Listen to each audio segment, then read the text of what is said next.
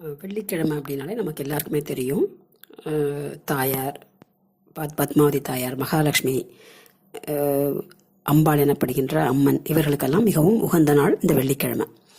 அதனால் இன்றைய தெய்வீக உலால் நம்ம பார்க்க போகிறது ஒரு அழகான அம்மனுடைய ஆலயம். விழுப்புரம் மாவட்டம் வானூர் தாலுகா அப்படிங்கிற இடத்துல திருவக்கரை அப்படிங்கிற ஒரு கிராமம் இருக்குது. அந்த கிராமத்தில் ஒரு கோவில். அந்த கோவில் சிவனுடைய தலம். அந்த சிவன் கோவில் வராக நதி அப்படின்னு அழைக்கப்படுகின்ற சங்கராபரணை ஆற்றின் வடகரையில் 7 நிலை ராஜகோபுரத்தோட 10 ஏக்கர் நிலப்பரப்பில் கிழக்கு நோக்கி இருக்குது. இந்த தலத்தோட இறைவன் சந்திரமௌலீஸ்வரர் அப்படின்னு அழைக்கப்படுறார். இவர் எங்கே காண முடியாத ஒரு அரிய வகையான ஒரு லிங்க வடிவில் காட்சியளிக்கிறார். 3 முகமாக கொண்டு அருள் பாலிக்கிறார். இந்த கோவில் பழமையும் ரொம்ப பெருமையும் வாய்ந்த தொண்டை மண்டல நாட்டில் 32 சிவத்தலங்களுள் 30வது தலமாக விளங்குகிறது. இந்த சமயக்குறவர் நால்வரில் ஞானப்பால் உண்ட திருஞான சம்பந்தர் இருக்கார் இல்லையா, பார்வதி கிட்டேயே பால் குடித்து அந்த ஞான சம்பந்தர் பாடல் பெற்ற சிறப்புடைய தலம் இது. இந்த ராஜகோபுரத்தில் நுழைஞ்ச உடனே வடக்கு நோக்கி வக்ரகாளி அம்மன் அப்படிங்கிற ஒரு அம்மனுடைய சன்னதி இருக்குது. நமக்கு எல்லாருக்குமே தெரியும், அம்பாள் சில நேரங்களில் சாந்த ஸ்வரூபியாகவும் சில நேரத்தில் கோபஸ்வரூபியாகவும் தான் இருக்கா. அதாவது நல்லது நடக்கும் பொழுது நல்லதை செய்பவர்களுக்கு அம்மாவாகவும், கெடுதல் செய்யும் பொழுது கெடுதல் செய்பவர்களுக்கு ஒரு காளியாகவும் ஒரு அம்சம் எடுக்கிறது தான் அவளுடைய சிறப்பு. இதில் வக்ராசுரன் அப்படின்னு வழிபட்ட வக்ரலிங்கம் அப்படிங்கிற ஒரு சன்னதியும் இருக்குது. இந்த சிவன் சன்னதி அரிதாக காணப்படுகிறது மேற்கு நோக்கி இருக்கிறதுனால. இந்த காளி சன்னதியிலிருந்து மூலவர் சன்னதிக்கும் ஒரு வலதுபுறம் 100 கால் மண்டபமும் இருக்குது. நுழைவாயிலில் பெரிய வடிவில் பெரிய திருநந்தியும் அமைந்த குளத்தில் இருக்குது. இக்கோவில் ஆதித்ய சோழன் அப்படிங்கிற சோழ மன்னலால் 2000 வருடங்களுக்கு முன்பு செங்கற்களால் கட்டப்பட்டதாக கூறப்படுகிறது. இங்கே சிவபக்தனாக விளங்கிய முதலாம் பராந்தக சோழன் மகன் கண்டராதித்ய சோழன் அப்படிங்கிற காலத்தில் திருக்கோவில் கோபுரம் கட்டப்பட்டு அவனது பெயரில் கண்டர் ஆதித்தன் திருக்கோபுரம், கண்டர் சூரியன் திருக்கோபுரம் அப்படிங்கிறது பெயர் வைக்கப்பட்டு அழைக்கப்படுறது.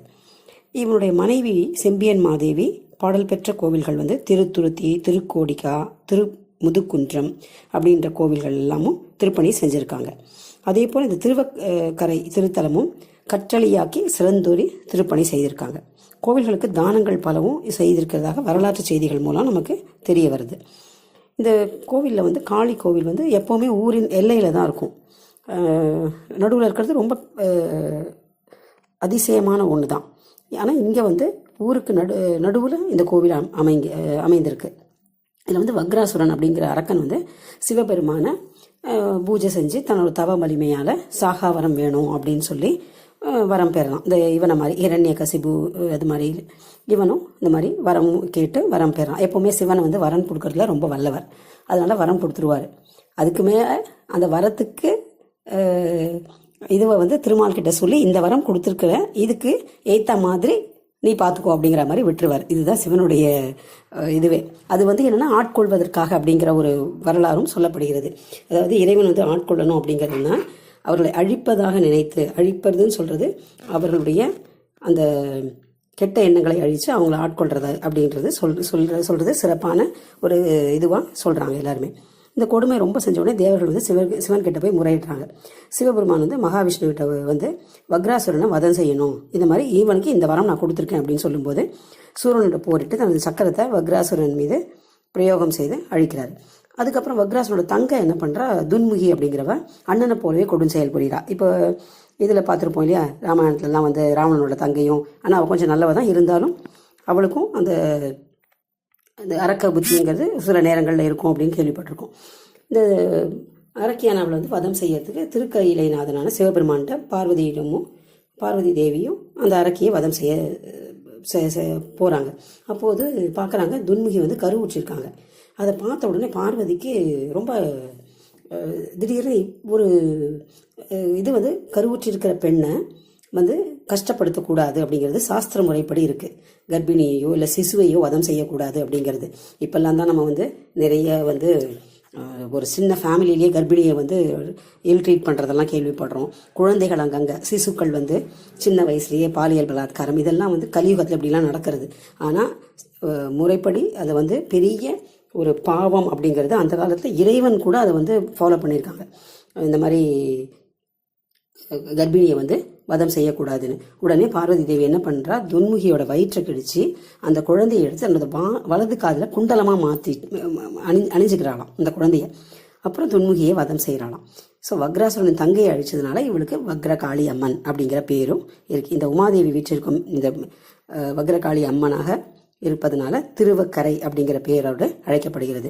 இது வந்து திண்டிவனம் பக்கத்தில் இருக்க மயிலம் கோவில், முருகன் கோவில் தரிசிக்க போகிறவங்க கண்டிப்பாக இந்த திருவக்கரையை தரிசிப்பது மிகச்சால சிறந்ததாக இருக்கும் அப்படிங்கிறது தான். ஸோ யாருக்கு டைம் கிடைக்கிறதோ மயிலம் சென்று முருகனை வழிபடும் பொழுது இந்த கோவிலையும் பார்த்து அந்த அம்பிகையின் அருள் பெற்று வரணும் அப்படிங்கிறது தான் இந்த சேனலுடைய ஒரு வாழ்த்தாக கூறுகிறோம்.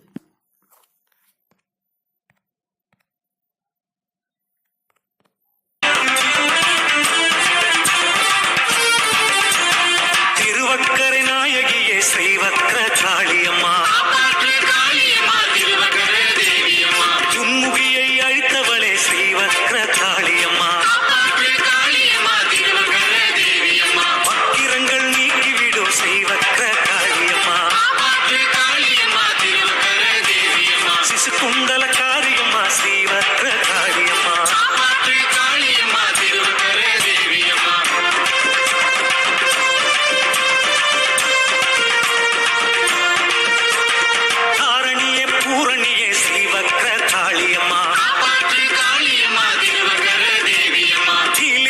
சூலியம்மா ஸ்ரீவக்ர காளியம்மா,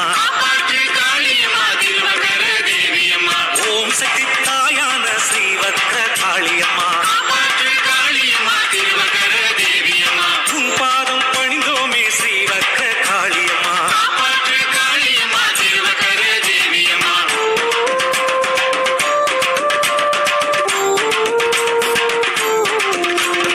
என்னை காக்கும் தாயாரே ஸ்ரீவக்ர காளியம்மா, முத்தழகி ஸ்ரீவக்ர